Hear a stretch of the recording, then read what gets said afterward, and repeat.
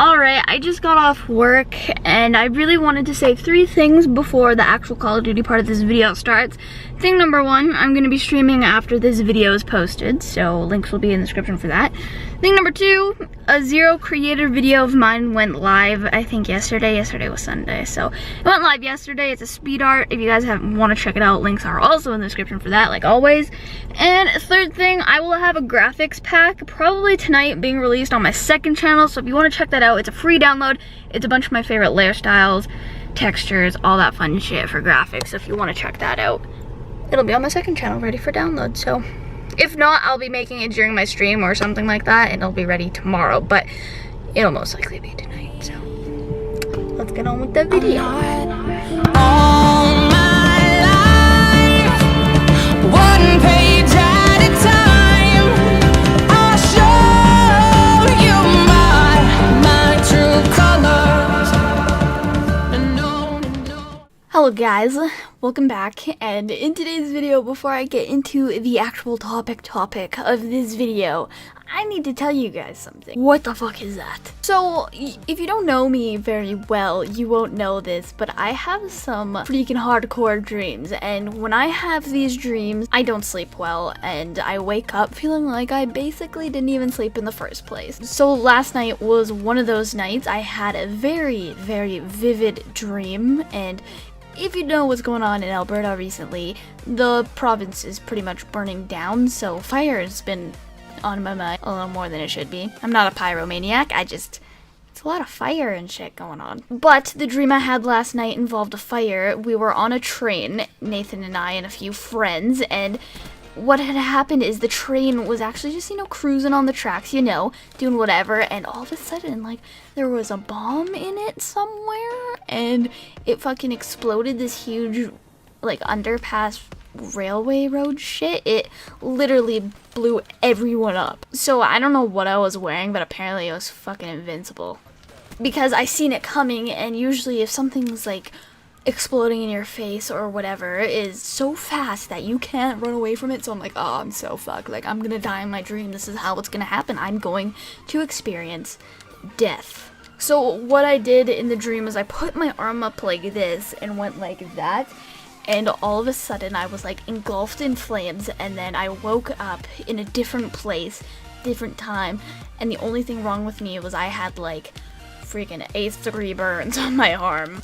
Is 8th degree even a thing? But yeah, so I work at a safety place, and we actually sell bandages meant for burns. So the next part of my dream is I went to the office, and I didn't even think it was that bad. I was like, yeah, whatever, I'm trying to find Nathan, because Nathan was with me, right? So I was hella freaked out. I was hysterical that I could not find Nathan. I was like, oh my god, holy shit, Nathan's gone, he died, where the fuck is he? I was so freaked out that I couldn't find Nathan, and we were at the office, and they're like, no, stop, you need some of these bandages, and they pulled my arm out and put on these bandages they'd do something, but they're kind of just the treatment bandages before you go get legitimate treatment, so it did fuck all besides make me scream and shit in my dream. After that, I eventually found Nathan. He was perfectly fine, didn't even say anything about the situation at all, and was just going on with life, and I'm just sitting here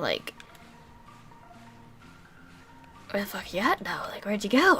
But yeah, that was the dream, and it was so vivid and so scary. I wouldn't be surprised if I was actually crying in my dream. If I woke up and was in tears, I wouldn't be surprised. Dead serious. I can go to bed at 9 o'clock, dream like that the whole freaking night until I wake up the next morning, and it feels like I haven't even slept yet. Rip me. Nathan and I are actually gonna go to the doctor, and I'm gonna go get checked out when it comes to that, because it's definitely not normal going to sleep dreaming like that and then waking up like you haven't slept. So that's what I need to do, because I'm fucking tired all the time. But anywho, that's not even what I wanted to talk about in today's video. So I got an email today from GoFundMe, and it was someone trying to pitch me something to go fund their business. And let me tell you, the things that I find on GoFundMe are so fucking stupid. I don't even know how people think that's a good idea to be funded for. So the email that I got was pretty much, I want to make a business like this. So when I seen this email, I was like, no. I'll actually read some of the email because okay, so GoFundMe. I got this email twice, by the way, so it just wasn't one time. That's not why I'm salty. So the email started, we make clothing for pretty much anyone, like the designs, my grandma even reps it. Awesome. But our main target is 12 to the 26 range. But like I said, we'd like to make it so it looks good on everyone. Most clothing lines nowadays use heat press since it's a way cheaper, but the quality doesn't turn out as good. That's a lie. Heat press is way better than silk screening. Just saying. And that's our main concern, is the quality of our clothes. Now, actually, I'm gonna go find some shirts that I've silk screened versus heat press. One fucking sec. Okay, so learning with Allie, t-shirt business 101. Alright, so this is actually heat pressed. There's pretty much nothing wrong with it. This is silk screen. Do you see how disgusting that is? And like, I've had this for a year or two now, and that's what it looks like after a bunch of washes. So it's like, no. Silk screening and screen printing is definitely not better than heat press. It's cheaper, actually. They got it backwards. Like, this is what it looks like after a bunch of washes. I mean, I could be using the wrong type of ink, but that's my experience with it, and I have proof. So, this is what else he said. Since it's way cheaper, but the quality doesn't turn out as good, like we just established, lie. But that's our main concern, the quality of our clothing. Right, and this is a GoFundMe email, so it's basically about giving them money to start their business and whatever, but that's what pisses me off. We're going to be using this money to try to get our clothes into stores and purchase better equipment. So, they're going to use the consumer's money, like just random people's money, to start their business and get it into stores to make their own money. What I'm doing is I'm working a job, taking that money from the job and putting it into the business, so I don't have to ask anyone for money, you know? Like, I won't even have to go to a bank and get a loan because I'm working a job, you know? In my opinion, that's how I think it should go. Just because you want it right now doesn't mean you should ask for handouts.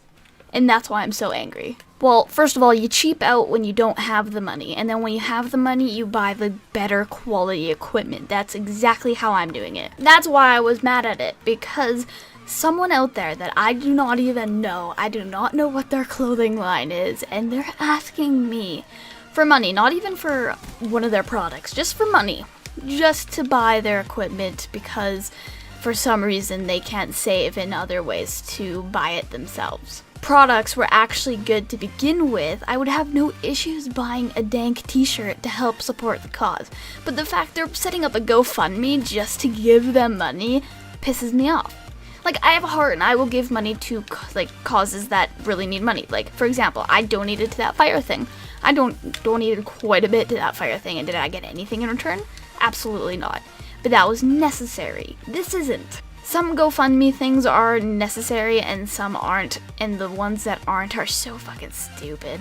I totally get that. You want to get things and you want to get things now, and if it comes to asking the general public, that's just not what I like, but apparently others like to do that, and I just don't find that right, in my opinion. It's like, I want to grow on YouTube, but do I go to every other comment section and say, yo, give me a shout out? No. I make videos, I put in the work, and I grow eventually. So just like giving money, if I offer money, you can take the money. If I don't want anything in return, that's totally cool. If you ask for money to do something when you can earn it yourself, I just don't work that way. Everything that I have, I've worked for, because when I was younger, we weren't the most fortunate family, you know what I mean? So it's not like I could just be like, yo mom, can you buy me this? Like, the things like that didn't happen. So I got a job when I was like 14. I'm just not the person that asks for handout. I actually prefer to work for things, because when you actually achieve it, it feels 10 times better than if you were like, yo, can I have that?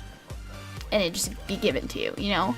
I just really needed to talk about that because I've seen a lot of people ask for handouts recently, either when it comes to YouTube, with money, just those stupid fucking GoFundMe shits, you know, it's just, I've seen a lot of people asking for things and not working for it, and it's getting on my nerves. But if it's something like any average person can, you know, work for and save for, but continue to ask for it even though they have the ability to get it themselves, oh boy, that just pisses me off. I'm gonna end the video here. If you guys did enjoy it, definitely leave a like, comment, subscribe, and I'll see you later.